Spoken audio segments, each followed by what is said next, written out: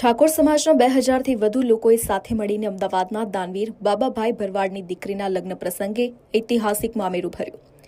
ગુજરાતી ધરતી પર આજે સામાજિક સમરસતાનો એક નવો ઇતિહાસ રચાયો છે. અમદાવાદના લપકામણ ખાતે આયોજિત એક ભવ્ય પ્રસંગમાં પાટણ જિલ્લાના 45થી વધુ ગામોના ક્ષત્રિય ઠાકોર સમાજના ભાઈ બહેનોએ એકઠા થઈ જાણીતા દાનવીર શ્રી બાબાભાઈ કાનજીભાઈ ભરવાડની દીકરીના લગ્ન પ્રસંગે પરંપરાગત મામેરું ભરીને જ્ઞાતિ જાતિના ભેદભાવ ભૂલી એકતાના દર્શન કરાવ્યા છે. ઉલ્લેખનીય છે કે ઉત્તર ગુજરાતમાં ઠાકોર સમાજના જ 42 સમાજ અને જાગીરદાર દરબાર સમાજના લોકોએ સાથે મળી કોઈ સામાજિક પ્રસંગ કર્યો હોય તેવો આ પ્રથમ પ્રસંગ છે અને આ રાજકીય અને સામાજિક રીતે ઘણી મોટી ઘટના કહી શકાય. મામેરામાં ભારત સરકારના પૂર્વ મંત્રી સમાજના આગેવાન માધવસિંહ સોલંકીના સુપુત્ર ભરતસિંહ સોલંકી રાધનપુર, ધારાસભ્ય લવિંગજી ઠાકોર વિકાસ નિગમના પૂર્વ ચેરમેન નંદાજી ઠાકોર, ધારાસભ્ય શ્રી અમરતજી ઠાકોર, પૂર્વ ધારાસભ્ય શ્રી બળદેવજી ઠાકોર, પાટણ જિલ્લા ભાજપ પ્રમુખ ભરતભાઈ આર્ય, પૂર્વ ધારાસભ્ય શ્રી લાખાભાઈ ભરવાડ, સદારામ સમિતિના નવઘણજી ઠાકોર, વિનયસિંહ ઝાલા, મંગાજી ઠાકોર, ડોક્ટર મનોજ ઠાકોર, મુખજી ઠાકોર,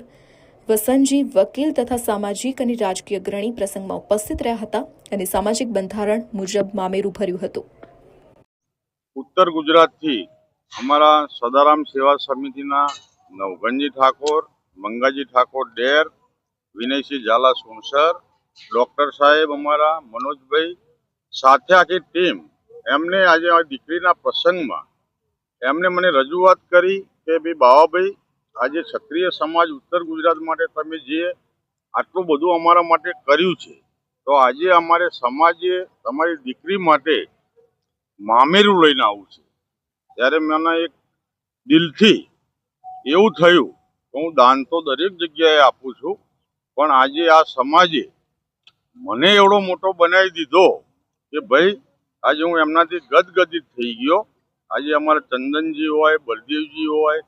આજ બધા સાથે મળી આજે ઉત્તર ગુજરાતમાં જાગીરદાર હોય કે 42 સમાજ હોય, આજ બંને સમાજને ભેગું કરવાનું જે શ્રેય જઈ રહ્યો છે ઉત્તર ગુજરાતથી કે આજે આટલા વર્ષોથી આજ બંને સમાજ ભેગો થઈ અને મારી દીકરીના લગ્નમાં આજે રૂડા અવસરમાં મામેરું લઈને જે પધારી રહ્યા છે, કદાચ મારી પેઢીની પેઢી જશે તો હું આમનું ઋણ નહીં ભૂલું. આજે એક સારો પ્રસંગ હતો. આજે કલોલના બળદેવજી ધારાસભ્ય, આજે અમારા સિદ્ધપુરના ચંદનસિંહ ઠાકોર, મોટા આગેવાનો અને અમુક આગેવાનો રસ્તામાં છે.